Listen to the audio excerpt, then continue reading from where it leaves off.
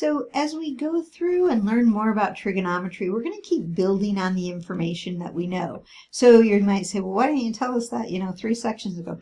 Well, we're building on what we know how to do, okay? So they give us a picture here, and they tell us the point is on the unit circle. Okay, so this point right here is that x is negative square root of 3 over 2, and y is 1/2. And it's in the second quadrant, so something to remember.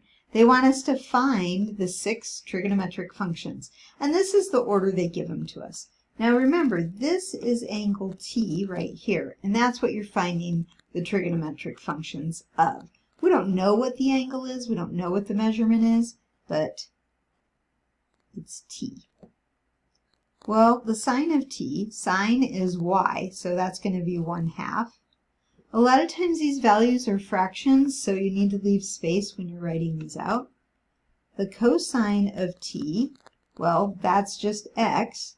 You know what, I'm going to back up and write this a little bit better so you can see it.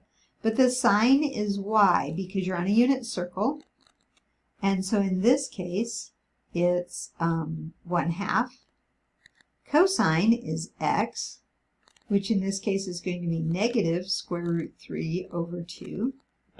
And now tangent T is going to be y over x. So in this case, it's going to be 1/2 over negative square root 3 over 2. Now we're not going to leave it that way.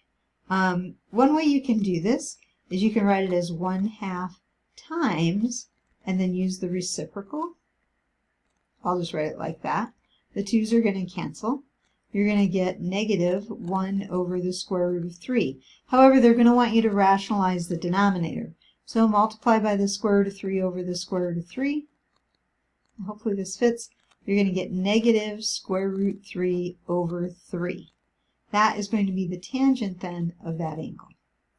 All right. Now we're going to do, what do they want next? Secant and then cosecant. Secant T is 1 over x. And so that's going to be 1 over negative square root 3 over 2. So think about doing the reciprocal. It's going to be negative 2 over the square root of 3. But again, they want you to rationalize the denominator. So you're multiplying by the same radical. So I'm getting negative 2 square root 3 over, now this is the square root of 9, but that's just going to be 3. So there's that one. So here's the sine, here's the cosine, here's the tangent, here's the secant. Now we want to do the cosecant. So cosecant of T is 1 over y, which is going to be 1 over 1/2. Think about using the reciprocal. So it's going to be 1 times 2 over 1, which is going to be 2.